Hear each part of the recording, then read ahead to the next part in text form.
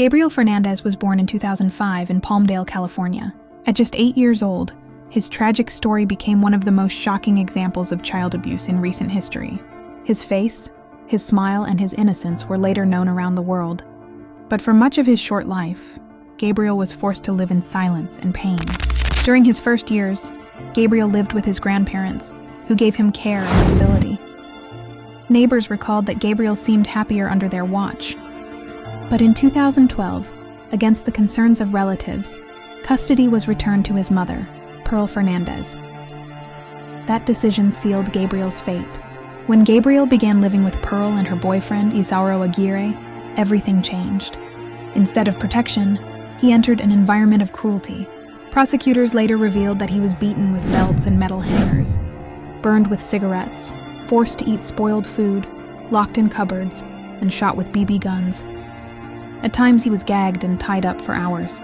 Aguirre, who worked as a security guard, was described in court as sadistic, while Pearl either joined in or turned away. The abuse was not invisible. Teachers at his school noticed bruises on his face, marks on his hands, and Gabriel's withdrawn behavior. His teacher, Jennifer Garcia, reported multiple times to social services after Gabriel confided that he was being hurt at home. Once, he even asked her if it was normal for mothers to hit their children. Social workers visited, but their reports were mishandled or ignored. Despite repeated warnings, Gabriel was always returned to the same environment. On May 22, 2013, Pearl called 911 claiming Gabriel had fallen. When paramedics arrived, they immediately saw this was not true. Gabriel was unconscious, covered in bruises, missing teeth, and had severe head trauma. He was rushed to the hospital and placed on life support.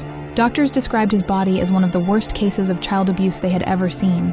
2 days later, on May 24th, Gabriel died. The investigation revealed months of torture. Autopsy reports confirmed broken ribs, burns, and internal injuries that showed long-term suffering. Detectives and medical staff were horrified, and the community demanded justice. Pearl and Isauro were both arrested and charged with first-degree murder with special circumstances of torture. The trial drew national attention. Prosecutors painted Aguirre as a violent man who took pleasure in causing pain. Witnesses said Pearl participated by allowing and even encouraging the abuse. In 2018, Aguirre was sentenced to death, while Pearl received life in prison without parole. For many, justice came too late, but the sentences at least ensured neither would ever harm another child. The case also exposed the failures of Los Angeles County's child protection system. 4 social workers were charged with child abuse and falsifying records, accused of ignoring red flags. Though they were eventually acquitted, the trial highlighted deep flaws in how cases are handled. Public outrage pushed authorities to review policies, increase accountability, and strengthen protections for children in dangerous homes. Gabriel's story later reached the world through the Netflix documentary, The Trials of Gabriel Fernandez. The series showed the systemic neglect and how multiple opportunities to save him were missed. Millions watched, and Gabriel's case became a symbol of why vigilance, compassion, and responsibility are so critical when children are at risk. Reflection. Gabriel Fernandez's life was short, but his story carries a lasting message. He represents the countless children whose voices are silenced by fear and neglect. His tragedy teaches us that warnings cannot be ignored, that every report and every bruise must be taken seriously. Remembering Gabriel is not only about mourning what was lost, but about committing to protect those who cannot protect themselves. His memory is a reminder that behind every statistic is a child who deserves love, safety, and a chance to grow.